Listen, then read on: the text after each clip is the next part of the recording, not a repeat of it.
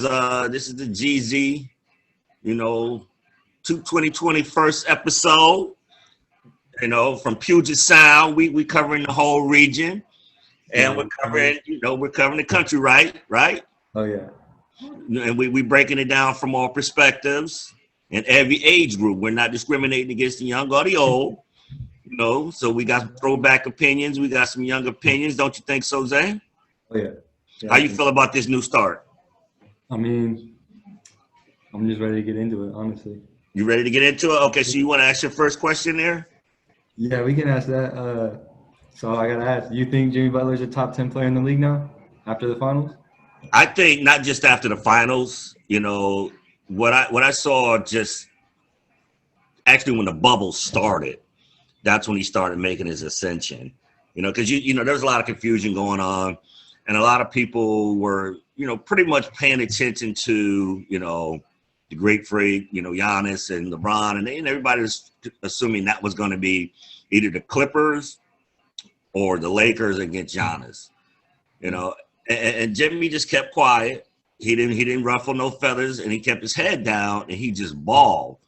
And the reason I say now that he's a top 5 is because, there was a lot of complaining about how we're in the bubble. I'm missing my family. And what I liked about Butler, he just kept bouncing the ball on the hotel floor. Letting you know, I don't want to hear all that. This is what I'm doing. I'm ready to ball. Yeah. And then when he came out and balled and what he did in the finals, that put him at superstar status. You see what I'm saying? That's how I look at it. What he did in the finals, I mean, they were undermanned. They had a lot of youth. And, you got 2 of the best players in the world, and they still got 6 games out of that. So I think next year a lot of players now are going to be doing just what you're doing with your chin there. Maybe I should go look at that Jimmy Butler thing. You know what I'm saying? They ain't got no taxes in Florida. You feeling me? So you can keep big part of your max contract. You got a lot of young shooters, and you got your bona fide superstar. What you think? Yeah, I mean, I'm kind of biased. I've been a fan of Butler since like 2014 when he was just a defensive player on the Bulls. Mm-hmm. He wasn't flashy on offense, but the reason I liked him the most is because he's probably one of the hardest workers in the league. From what I've seen, all he does is work. Like when the shutdown happened this year, when the league shut down, he bought his whole team basketball courts, or not basketball courts, but basketball hoops. Made sure they all kept their shot, and he kept working. Everyone was getting haircuts in the bubble. He was still working. Mm-hmm. I mean, that's what I like. He kept working. He kept working. That's what I dig about it. And I like his hustle. He was selling coffee on the side. Yeah, that's funny. You know what I'm saying? So that was a smooth hustle right there too. It's like, okay, he ain't lost his old school roots of where he came from, but he gonna keep it balling. Yeah. Oh yeah. Okay. No, So he just kept working. I told you, I said I think the Heat are going to the finals. I know you was shocked. You shocked me with that one. I was like, I'm a Celtic guy, so I was like, man, get the hell out of here with that, man. I just had a feeling. I had a gut feeling about it. And we do got to let our GEEZEE fans know when they come in, parental discretion is advised. So some cuss words when I start talking about them Celtics that make the motherfucking finals, that's, plug your ears, children, But hey, here we are. So who you think, all right, you said Jimmy Butler's top 5 in the league now? So who's in your top 5? I'm curious. Well, I'm going to put LeBron up there as number 1. Okay. I'm going to put AD at number 2 because he stepped up. I'm going to put Giannis at number 3 because I just think he's just missing the right team, the right environment. I can't put him at number 3. I'm going to put Jimmy at number 4. And I'm going to put my man from Boston. You see what I'm saying? Yep. Jason Tatum, number 5. Okay. That's my top 5. Okay. I can't go with anybody. See what I'm saying is I can't go with anybody from the Warriors because they cast out this year. They had to, and I can't go from anybody from Brooklyn because they didn't play. Yeah, that makes sense. All right, so if we're just doing this, who played this year? I'm gonna put LeBron at number 1 because I mean, he won the championship, Finals MVP. It's Mm-hmm. LeBron. I mean, you can't really say much against him. I disagree with you on AD though. I want to put AD up there. I think his Finals performance was he left some stuff to be desired. He scored 15 points in one of those games, and he kind of made some bad decisions, you know. Okay. But I mean, it didn't matter in the long run because they won the championship. But number two, I'm gonna have to say Kawhi. I know he did terrible in the playoffs. I think that losing, being up 3-1 and then losing the series, I think that's gonna affect his legacy in the long run.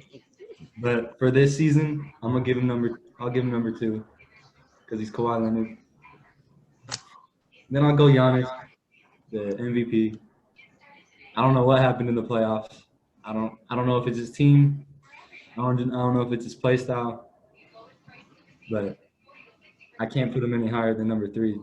Yeah. And then number four, I'll go Jimmy. But I mean, I'm biased on that one. And then number five, even though I don't think he'll ever win a championship or make it far in the playoffs, I think James Harden, just because he balled out. And he'll always ball out.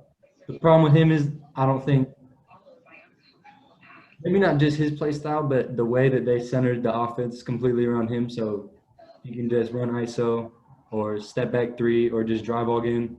I don't think that's going to ever win a championship with the Rockets. That's just. I understand where you're coming from with those picks. And the reason I have my picks the way I do is, you know, like, for example, like you got Harden in there, you know, if you say top five scorers, yeah, I'm looking at top five all around this season. Now, if you say top five career, yeah, then I take AD out of there, you know. But, you know, since we're just starting GEEZE this year, I'm just going to go what I see this year. You see what I'm saying? Because, you know, if we start going with past years, I mean, we can switch that thing up a few times. You know what I'm saying? Right. Jimmy wouldn't even be in there if we just go from past years. Oh, yeah. You know, because he just made superstar status this year. Neither would, you know, a few other players I've chosen. But just on this year, that's why I could put that top five the way I did it. But that's cool. I did that one. Okay, I got one for you here. Okay. And it's should Rondo winning with the Lakers be considered an asterisk based on him quitting on other teams? I mean, that's kind of. It's a legacy. Like, it's a legacy question. Yeah. I don't know. I feel like a win's a win. You got to give it to. I feel like KD, just like people say, KD didn't deserve his championships. I think he did. I mean, I get why people say he didn't because he bailed out. He took the easy path, but I mean, he still dropped like 40 points a game in the finals. Won Finals MVP 2 times. So. I don't put KD in that status. You know why? Because, like you said, I agree 100%. You say he balled out, you know, and I feel that. But I don't think KD quit on OKC. I think he just went to greener pastures. Rondo quit on Dallas. That's a fact. That's documented. There's video evidence of that. You know, he quit on Chicago too. And he quit on Chicago.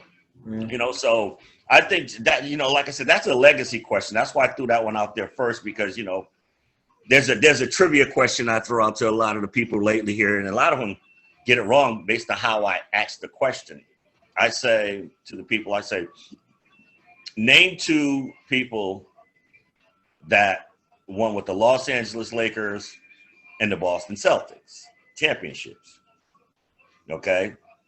Most people get the first part of it when I say Los Angeles Lakers, the younger crowd, they say, oh yeah, that's Rondo. You talk to some of the older crowd, they remember when it was the Minneapolis Lakers and one of their players actually won with the Lakers and the Celtics. Yeah. So I put that in as a legacy thing. Cause I'm an old head. If you quit, I mean, Rondo was nice with the Celtics, but once you quit, once you start being a quitter, you're just a quitter to me. You know, I'm just hard pressed that way. It's like, you play pickup on the basketball court. You know, if you're that guy that you ain't getting your way, you go take your ball and go home. That's Rondo to me now. He's Troy. You don't think he bought out this season though? I'm not saying he didn't. He balled out with players he felt he should ball out with. You see what I'm saying?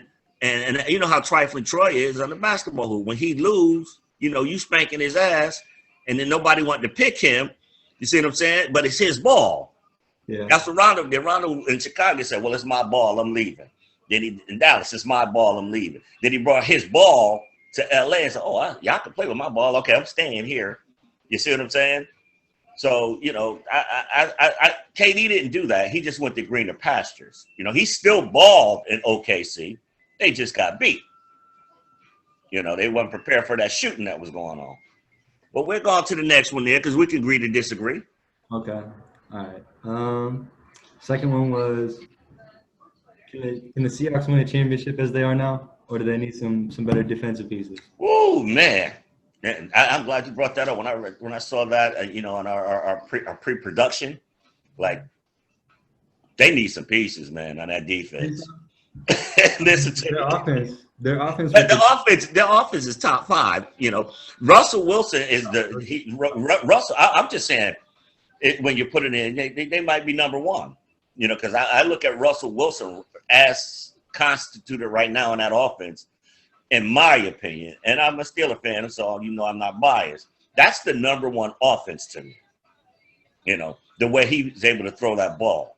Oh, yeah. You know, and I'm basing that on 5 games and not 3, not the last 3. I'm basing it on the totality of his 5 games. The way he throws that ball and makes those plays, and he's younger than Ben. You know, so he's fresh. But that defense, Russ gonna have to do more than just cook. He gonna have to cook dinner. He gonna have to make dessert, appetizers. You know what I'm saying?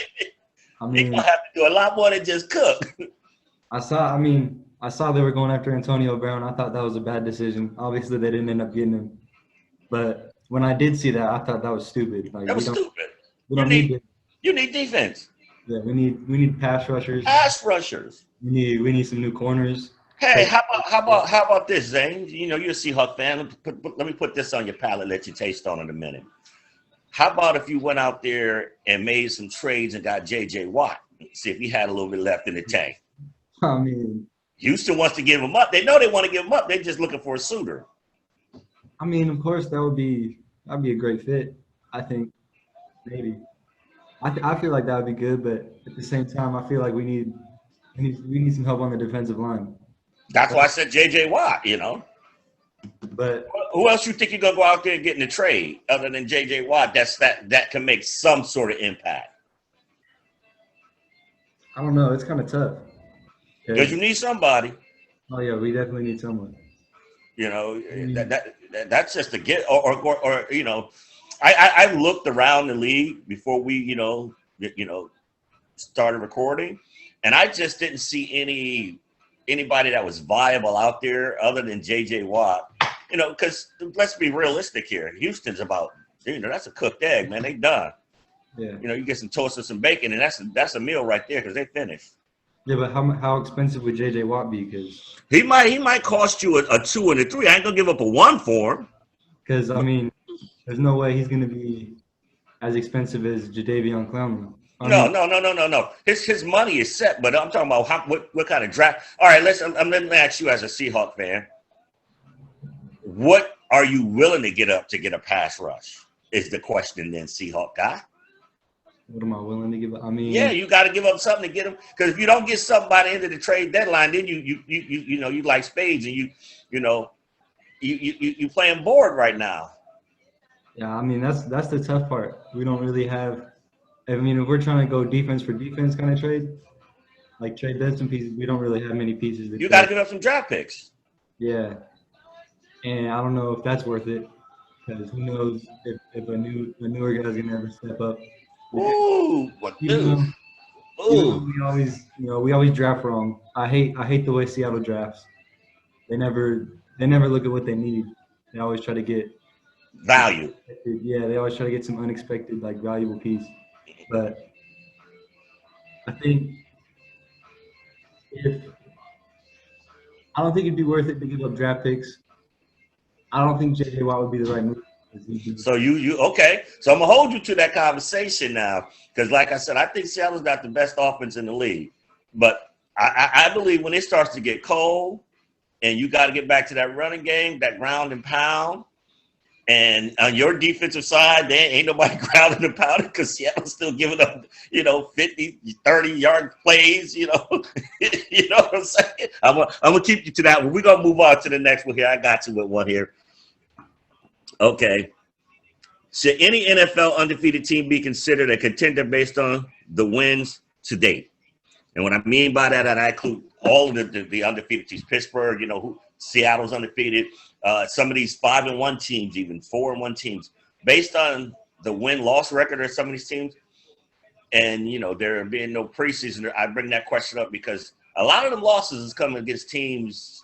The wins, are coming against teams that are just gassed out right now. You know what I'm saying? Cleveland was a nice win, but Cleveland was, as Trump would say, a hoax. Dallas was a hoax for Seattle, even though they played them tight. Yeah. New England's looking kind of shaky right now. Oh yeah, that's a tough one because you still gotta have to go through the rest of the season, see how some of that's why I'm asking you right to now today. I'd say no, just because anything can happen. Okay, so we agree. But I'd say, my money's on Seattle. Oh, I'm not. Hey, listen here. I know what you got on the hood of your car, front runner. You ain't got the logo on the back. You got it on the front. Ain't nothing wrong with that, player. Ain't nothing wrong with that. Right now, we're going to take a quick pause. I'll be right back for a second for a commercial break.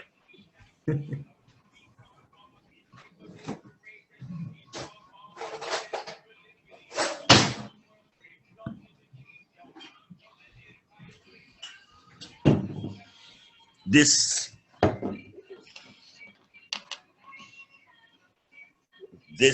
next segment is unofficially sponsored by Corona. So I got a question. Go ahead. What do you think about Tampa's on an AB? Ooh, foolish play. Foolish play, man. I look at something like that where if that anybody that signed him should have waited to the off season. It's bad enough. There's you got COVID going on. You got people with families trying to deal with their situations. Everybody trying to stay on lockdown. His case isn't resolved. His sexual harassment case isn't resolved. And I don't know the man personally, but he looked like he got some issues. You see what I'm saying? He looked like he got some. That's just as far as a player. I guess the thinking is Tom Brady can bring anybody around, but hey, Bill Belichick jettisoned that motherfucker quick. So, if you think you're gonna corral that dude, you Tampa Bay's having chemistry problems already, and you bring in the Tasmanian Devil. Yeah, what you think? I thought. Tom Brady and AB proved they can play together. They did pretty good in 2 games. He was in. They did all right. So I don't think it's going to be an issue with them. But like you said, I think it's going to bring some locker room issues. Yeah, some of that off the field stuff. Yeah, it's already kind of a fragile locker room. I don't know. I think Tom Brady's not having a bad year. I think he's proved that he's not a system quarterback. People like to say he's a system quarterback. Yeah. I think he's proved that. You look at his stats. He's doing pretty good this season. He's got 12 touchdowns. Yeah. Oh, listen, I hate on Tom Brady because he was winning so much and beating the damn Steelers. but when you come to, if you just talk about some real motherfucking talk, when he had Randy Moss, that wasn't no system. That was him and Randy Moss showing, hey, this is why we Hall of Famers. Yeah. When people argued about Tom Brady's arm, he goes, oh, okay, you think I ain't got an arm? Give me somebody who can run, and I'll show you what kind of arm I got. Now, he's older. It's been a while since Randy Moss. And I just feel like, Tom Brady can make a lot of players, good. Yeah. And some of them great. He might put a few of them in the Hall of Fame, some of those smaller Wes Welker type guys. But I just think that locker room, like you said, and that off the field stuff is just going to catch up when you get into that final playoff push, even with an extra team in. Yeah, I agree with that. What I got here for you, okay, I'm gonna go a little college football with you, and I just saw this, and this is just jumped out to me. And how the fuck is Ohio State ranked number 5 and they haven't played a game? You know, what do you think they should be ranked number 5 and they didn't even? They laced them up today, but damn, number 5. I mean, I don't know. I don't think you should really have rankings until the first game has been played. Yeah. But I mean, they do. They have some like good pieces. They got a good team. I can't say that they don't. Oh, I'm not saying they don't have a good team, but Yeah. It looks like, prior to the season, and I thought we got past this, with like preseason things, and we waited till November to do rankings, that they just baked them in to say, well, we won't put them in the playoffs yet, but 2 weeks from now, yeah, when we come out with the playoff poll, they'll be number 4. Yeah. It was like it was already baked in. Notre Dame's having a good game today so far. Mm-hmm. There's a lot of teams out there that have been playing that I think should have got consideration. Now, should they have been in the top 10? Yeah. But number 5, you're just one win away today from being ranked in the top 4. Yeah. No, yeah, I'm looking at it right now. You got Ohio State number 5. You got Penn State, same thing. They're number 8. Yeah.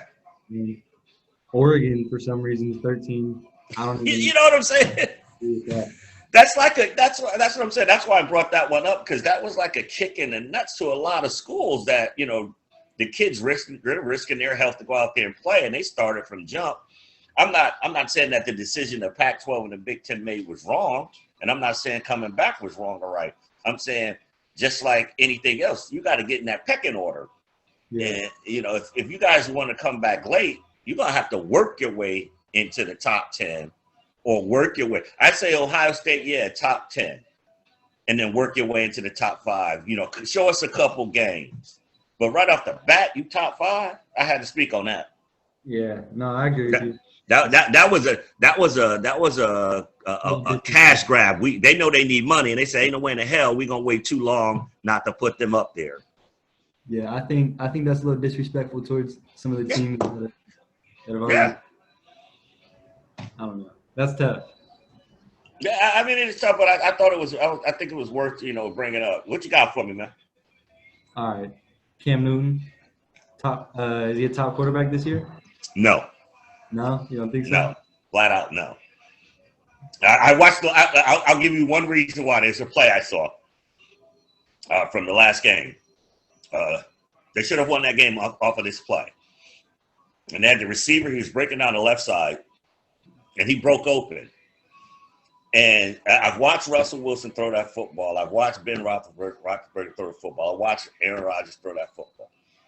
And when I saw Cam Newton throw that football, and it should have had arc on it, and he threw it flat, and the pass got knocked down, right then I said, well, damn. There you go, man. That's your problem. You don't have any touch. And it's all great with the running, and it's all great when he does complete passes. That he's decent. Top. I don't think he's top 5. I give him top 10. Yeah, because he's a grinder and he's gonna work. Yeah. But top 5, nah.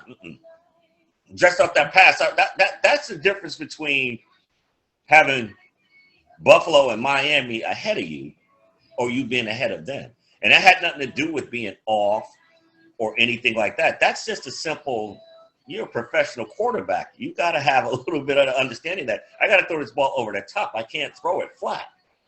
Yeah. And that was the game. Yeah.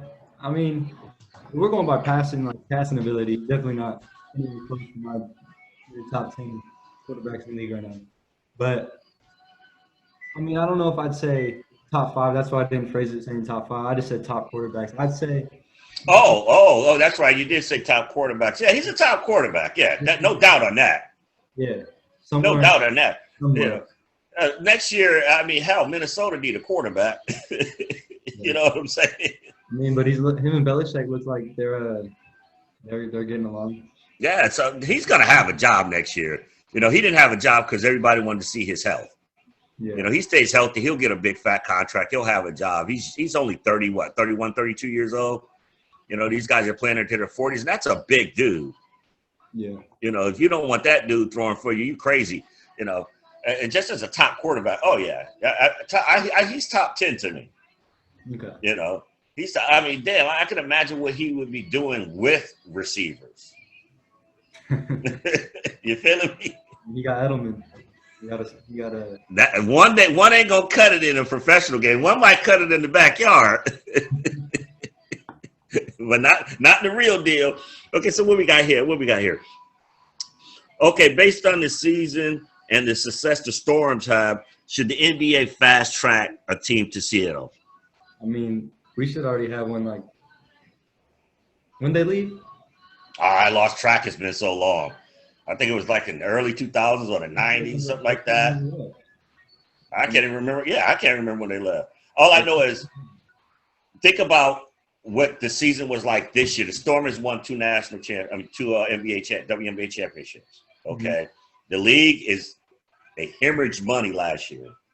You know, through all of this, the bubble. What better way than to do a bounce back and just, I mean, really just take that damn team out of Minnesota.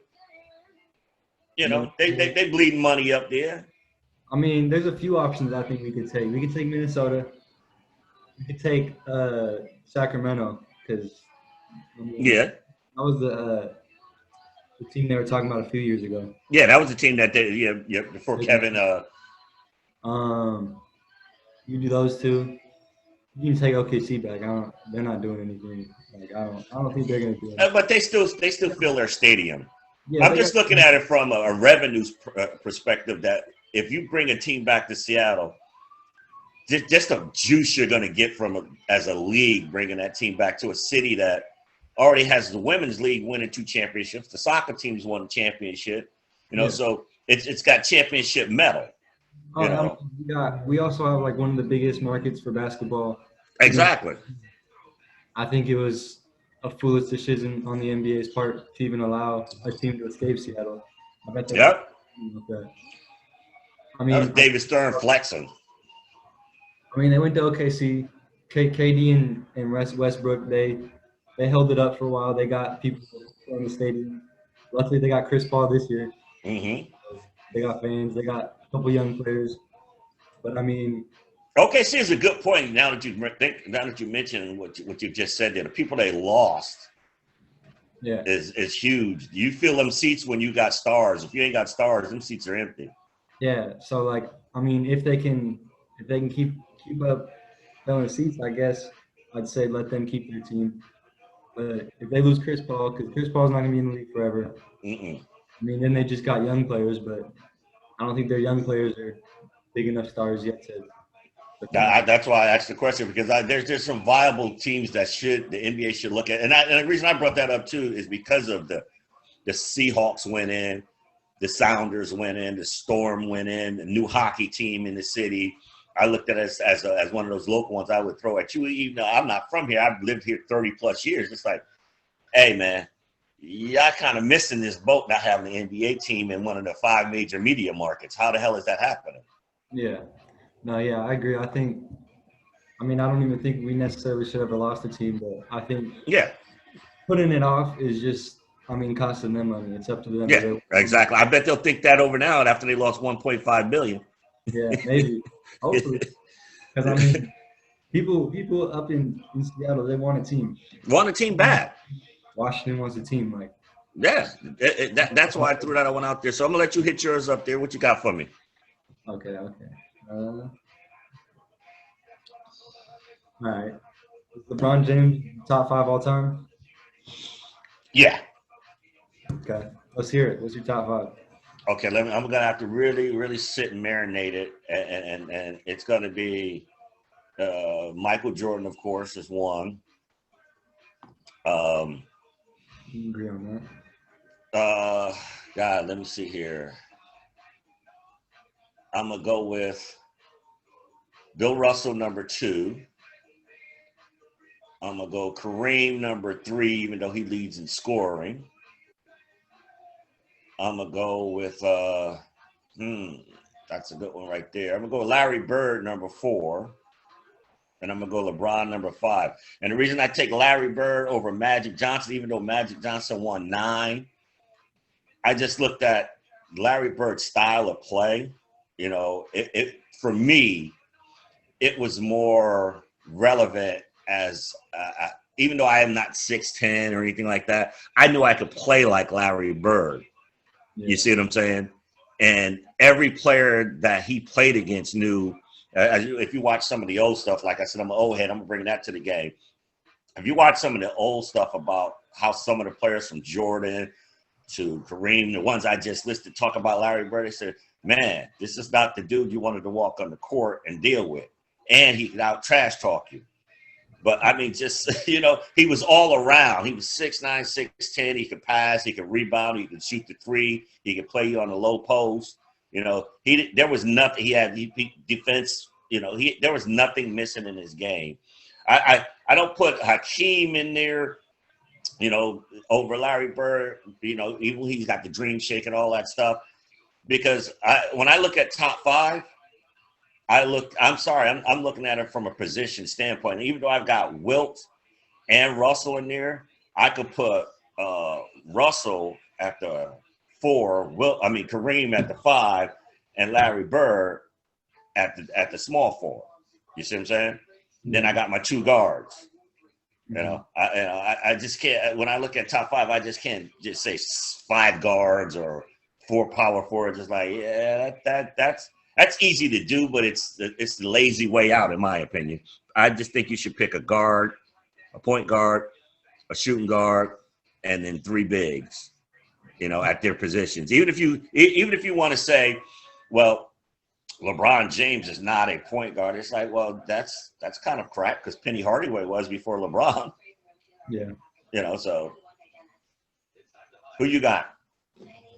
I mean, I like that you said Bill Russell too, because I think, especially people from my generation, they don't know about Bill Russell. Mm-hmm. 11 rings. 11 rings, 13 championships. 1 as a player coach. Yeah. So, all right. My number 1 is Jordan, obviously. 2, I got to give to Kobe. Oh, okay. I mean, that was. I'm not mad at that one. Hey, I can see that one right there. I'm not. That is for real. I mean, growing up, that was like my generation's Michael Jordan. Like that was who I was looking up to before LeBron was really like cemented himself in Miami. It was Kobe. Yeah, definitely. Number 3, I'm gonna say Tim Duncan. Okay. He proved he can go up against anybody. He's gonna do. You can't really stop him. You can't really slow him down. He's gonna do what he wants to do. Only thing you can really do is slow down the people next to him. And the Spurs. That was the Lakers' biggest rivals. Yeah, that's it. Definitely championship medal for real. So that's Tim Duncan at 3. Number 4, I'm gonna go with Shaq. Because you could say Kareem, he's a better scorer. You could say Bill Russell, he's a better winner. But I don't think there's ever been a center that's like dominant in the paint than Shaq. And I can't disagree with that. That's not a bad pick. Yeah, you can't stop him if he's gonna make his mind to go in. He's taking it in. You're not stopping him. And then I'm gonna say I gotta put LeBron in there. He's at 5. He's kind of low, but I think at 5 is right where he needs to be right now. Yeah, I think. With all the players I just mentioned, he has less rings than all them for the moment. He played a lot longer of a career than Michael Jordan, and he's accomplished less. I'm not saying that necessarily means he's a worse player.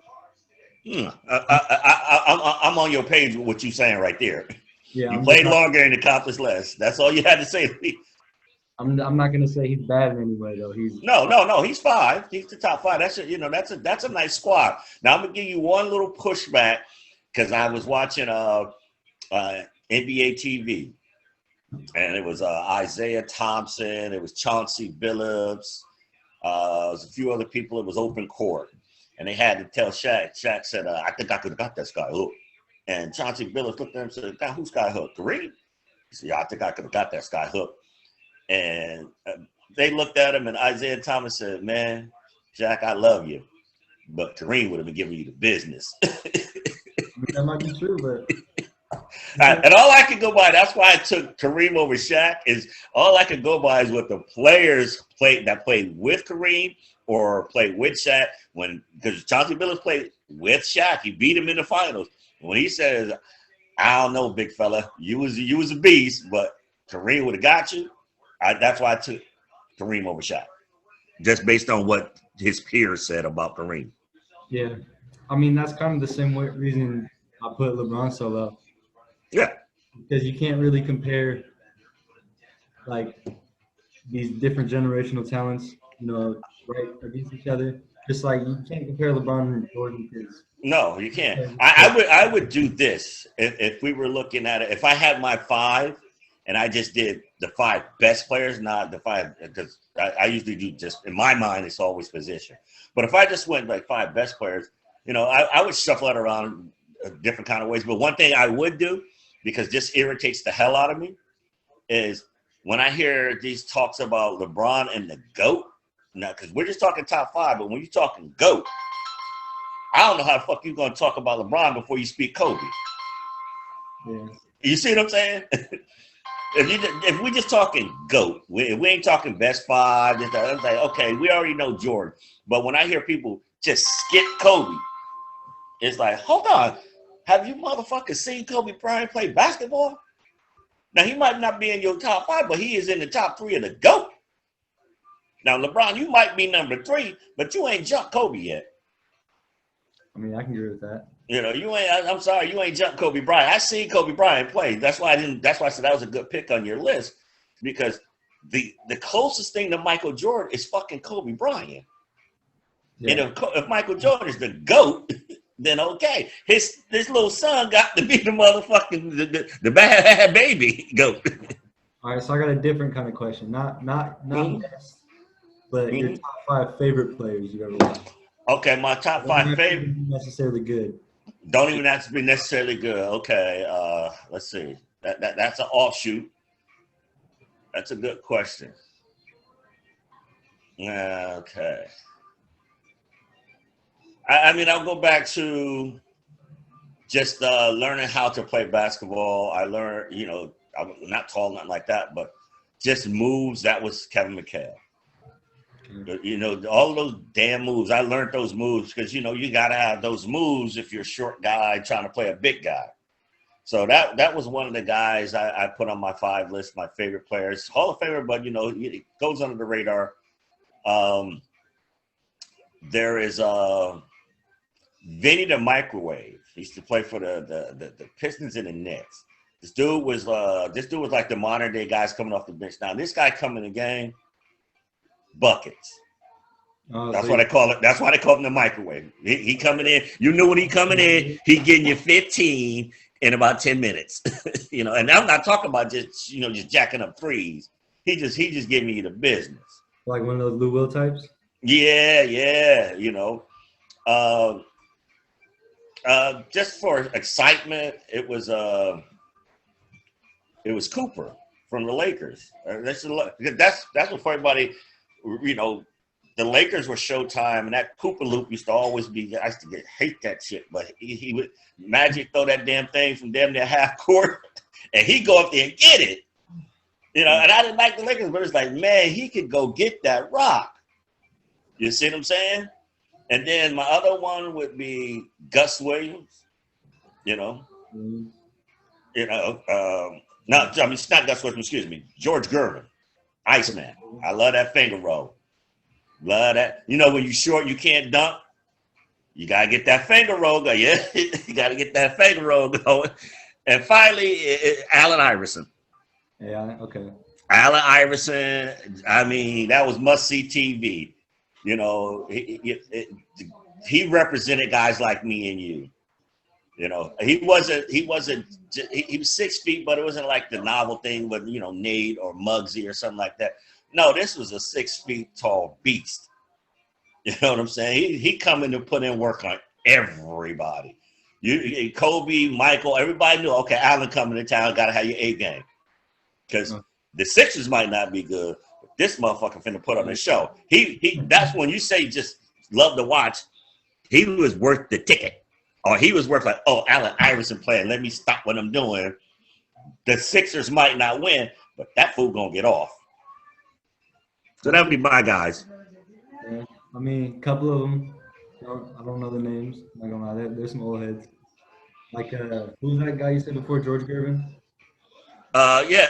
George Gervin, the Iceman, yeah. No, who was the guy you said before him? Oh, Gus Williams, he played up here in Seattle. Oh, really? Mm-hmm. Okay, yeah, I never heard of him before. Yeah, Dennis Johnson played up here. Seattle has some. They have some nice players. Like another one, Sean Kemp. Oh, of course I know Sean Kemp. Sean Kemp, but when I say like to watch him play, Sean Kemp was that dude. You know, it's like, okay, the Lakers playing the Celtics, or the Celtics playing the Sonics playing this team or that team or that team. You watch the Sonics because of Peyton and Kemp. Yeah. And Kemp, when he dunking on you, like when he put that show on like that, you know, it's like, okay. And then when he did the FTD dunk, I'm like, okay, you know, Sean Kemp was nice. There were some players, you know, hell, Big Shot Bob. Big Shot Bob. You know. Who's he? No. From the Houston Rockets and the Lakers. Robert Horry. Oh, okay. Yeah, they call him Big Shot Bob because all he did was make big shots. Robert Horry comes in the game. I mean, that's why the Lakers won their first finals. That was that tap back, and he hit that shot. Oh, okay. You know, so there's some like nowadays the fun guys. I know it almost seems like the players now, the fun police is out. You know what I'm saying? I mean, everybody's such a friend to everybody. Nobody don't want to show the next motherfucker up. I agree with that a little bit. There's a few people in the league. Jimmy, I feel like he doesn't. He said when him and Chris Paul got into it in the playoffs, they were interviewing, asking about that. He said, "I don't need any friends in the bubble."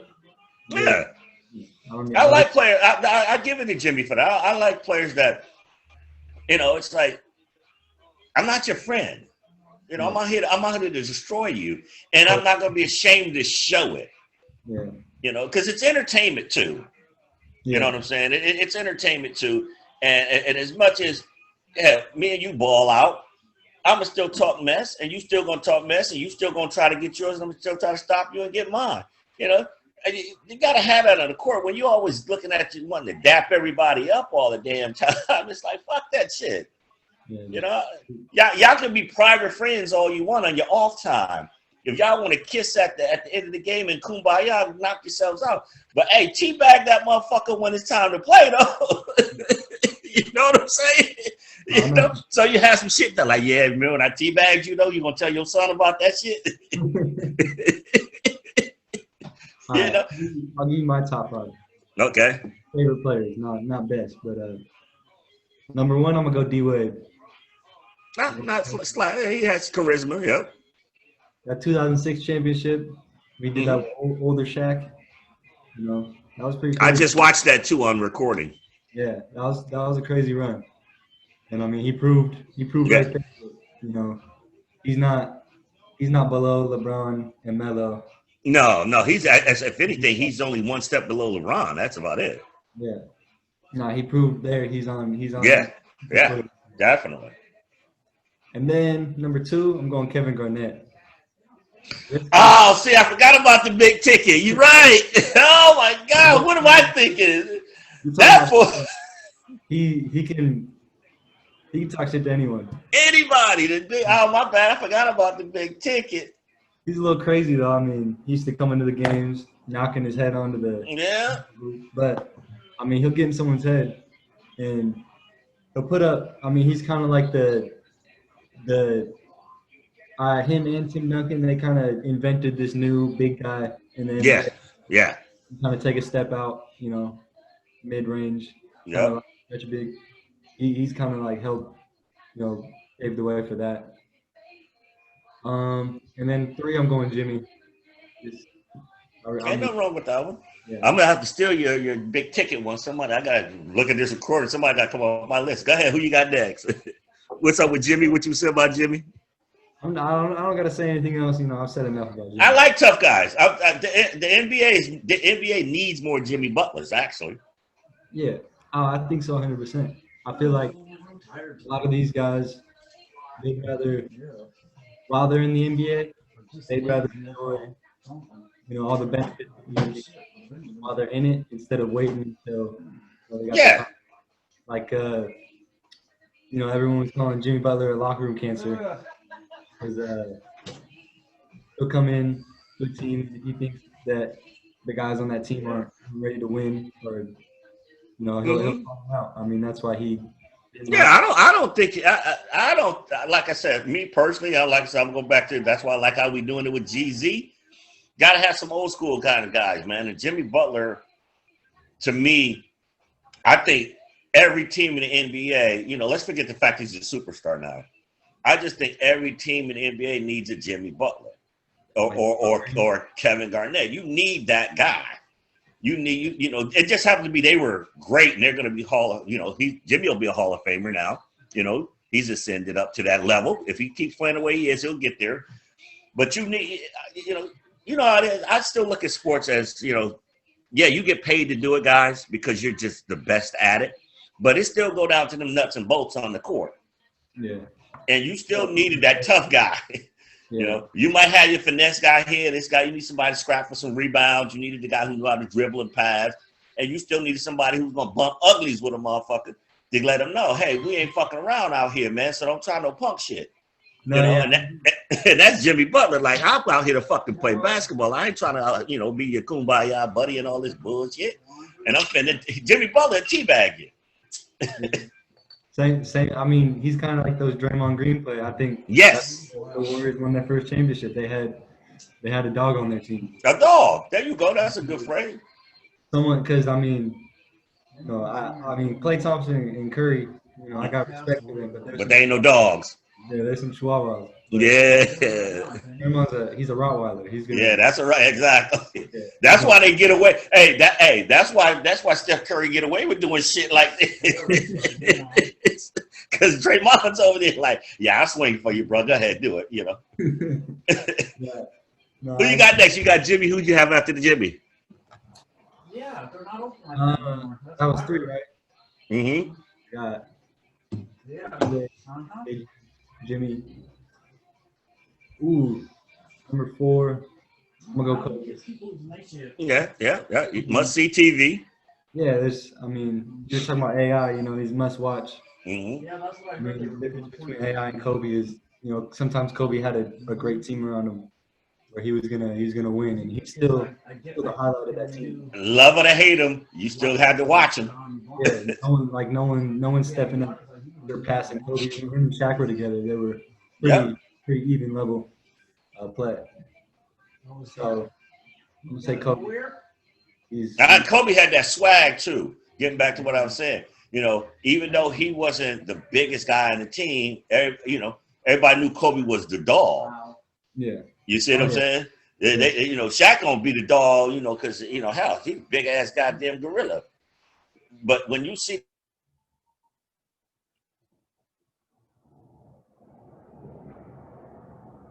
you cut out, I can't hear you.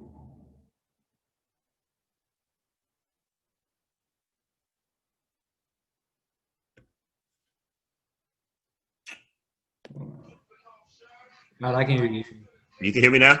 Yeah, what were you saying? Okay, yeah. How about that? No, I can hear you. You're good. Okay. All right. So, Kobe. My last pick. I'm gonna say number 5. Look at Gilbert Arenas. Oh. Age of 0. Age of 0. Age of 0. Yeah. Okay, not a bad one. I mean, first and foremost, he's one of those players that he's gonna talk. He's gonna make his presence known on the court. Mm-hmm. He's gonna step up. He's gonna try to make plays for better or for worse. Sometimes for worse when he was on the Wizards. I'm not gonna lie. He made some what are you doing, person? But his confidence, I mean, Yeah, yeah. He was ascending. Yeah, he may have made some poor career choices, but I think if he could have continued. He could have got a. I don't know about MVP. He could have been. He might have been made all NBA. Yeah. I don't think his focus was basketball though. No, I I don't. think basketball was his second life. You know, I think his life was really outside of basketball, and that was just something he did. Yeah, that kind of. I mean, that's kind of what I was saying with some of the guys in the league right now. You know, they don't Yeah. like that dog mentality. They like to enjoy, the benefits of the NBA now. Like Andrew Wiggins. You know, Oh my God, hell yeah. people thought he was gonna be the next LeBron. People thought he was gonna be the next GOAT. He just cashing checks, and I ain't mad at him, but He's damn, not working. He's not. You see him on his Instagram. He's taking trips every month. he's loafing. Yeah. He's just trying to.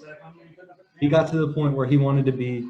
So he doesn't have to get. If he gets any better, I mean, he's not gonna like go any. He's not. I mean, No, maybe, but that's not even. He's got enough money. he's got enough money where his focus is not about basketball. Yeah. I think that's a big problem with today, especially with social media. And that was a question I was going to get you a number 5 before you jump right into it. So let's. It wasn't social media, but it's along those lines. Do you think, based on the country's hardship, will fans spend to go to games next year? And the reason I'm glad you brought up that topic, what you were just talking about with some of these players, because if you look at some of these players now, what the players did in the bubble got you inspired. You know what I'm saying? There's some people out there balling, but you have to question coming back when you know that you got the Andrew Wiggins of the world and you got some of these loafers that we know there's a lot of loafers out there. You know, Minnesota got 2 of them. You know, you know what I'm saying? So, do you think fans will be willing to say, okay, I have such hardship, I'm gonna go spend X, Y, and Z dollars to watch this guy play basketball? When we know there ain't a lot of dog out there. I could watch loafing on TV for free. I mean, that's a tough one. I guess. I mean, we'll see. I think. I mean, they're gonna take a hit. There's a lot of reasons. There's like a whole financial crisis going on. People losing money. Mm-hmm. People are gonna be, willing to buy. Some people were against, the NBA's stance on social equality. Yeah, that'll be a part of it. They'll lose some money there.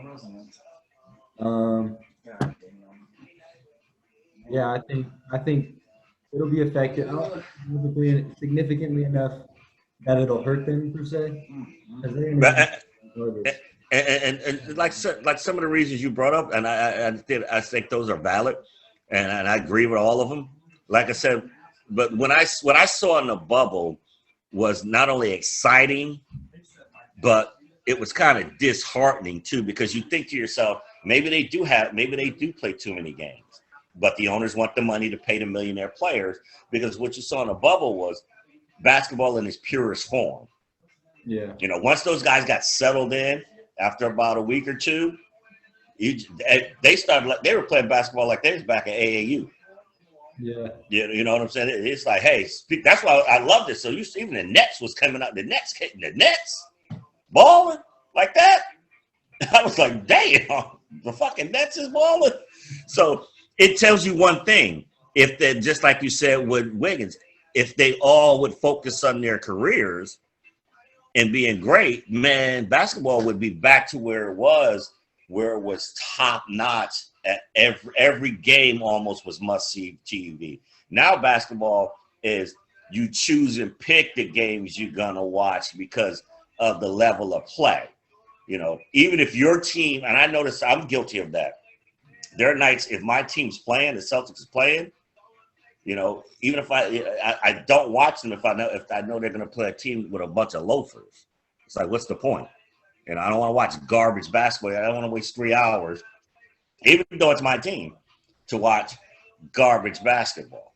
You see what I'm saying? So the bubble, man, I try to watch every game I could, even the ones that was recorded. I was like, okay, I'm going to watch this recorded because these guys are actually playing basketball. Yeah. You see what I'm saying? Yeah.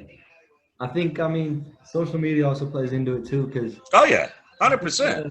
Michael Jordan said a couple of days ago or something like that. He said he doesn't think he would be able to handle it with social media. Oh, yeah. Because, I mean, he already had problems before. Oh, I believe social media is, I'm with you, Zane. I believe social media is the number one. It's the what do you say about like a dog? You know, like you had to put some food, you know, some stuff in your dog food to make your dog go to sleep when they would sit. Yeah. That's social media to athletes. It's their poison pill. You know, it's like Samson and Delilah. It's like social media is when they get their hair cut, they'll lose their power. They don't see past, you know, it's like back when I was watching this, all the sports even, fan interaction wasn't like that. You had to buy a ticket to some event to be interacting with players in sports. Now all you need is a Twitter account. You got Katie tweeting at you. Yeah, you got Katie coming at you. All you got to do is have a Twitter account and something that you put on about Katie that get 1 million follows. Hell, he might knock on your door. Like, hey, man, what's up? Like, what the fuck is you doing, nigga, here? How the fuck you find me? You know? I didn't even know that was you. Yeah, that was my 1,500 fake account. But I have my motherfucking, my security finds you. You was talking shit. And then want to play me out in front of the house on the little hoop thing and dunk on me like 10 times like you ain't shit. And then get his limo and leave. I'm like, damn, what kind of shit was that? Yeah.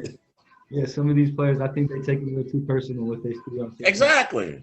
They see the fans hyping up what the fans think is most important, and in terms that that's got to get in the players' heads. They'll think. Yeah. I mean, I'm not gonna say I know. I'm not an NBA player. I mean, social media just in general is kind of. Well, you see, you grew up in the social media area, so you know more than I about how that is affecting these players and even just people in general.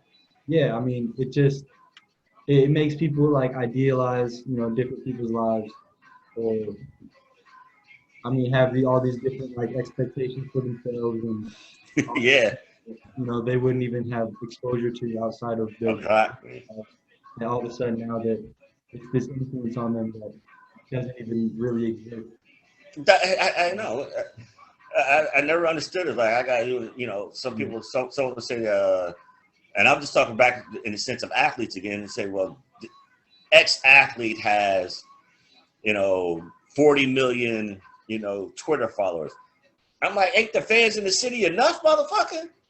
You don't want no privacy? You know what I'm saying? What the fuck is you doing? You play professional sports and you're on TV, and now you get a Twitter account and you got 40 million people trying to follow your ass. It's like, nah, I need some privacy once this shit's over. Yeah. I'm not trying to hear what 40 other million. Hey, here's another thing. 30 million motherfuckers might be kissing my ass. What about the 10 that's trying to, kill me because I missed a shot? Like what Snoop said about the dude on the Lakers. He's like, you're bum. And it's like, imagine some nerd right now, watching the baseball, the World Series, and saying, if Clayton Kershaw fucks this shit up, he's a bum. I'm going to get him. You know what I'm saying? Oh, yeah. Like, I mean, you see Steph Curry, his wife, people are always trying to. Oh, yeah. Oh, my God. Her size and his relationship and her size and she's for the street, stuff like that. Like, yeah, you don't even know them. Like, that's one of the coolest things you just said. There's like you don't even know them. That's what fucks me up about social media. It's like you don't even know these people. You don't know Steph Curry. He could be an asshole. Yeah, exactly. Just like Russell Wilson, people say he's an asshole. He could be. He could be. I met the man. The man kind of like he's offish. Yeah. I'll leave it at that. He's offish, but that I don't know why players bring themselves to that, and especially young players. I mean, I understand they grow up in it, but I really feel like, man, Jesus, man, your agent should just talk to you a little bit and say, dude, you're a corporation now. You're a big business. You can't be letting some dude in po-fuck nowhere get in your head. You know what I'm saying? I agree. But I mean, you got people, talking about your family and like your mother, Yeah. his mom got sick with COVID. I mean, it was his choice to, tell the world, but And that's what I mean by why should they do it? Because it ain't always going to come out like you think. yeah.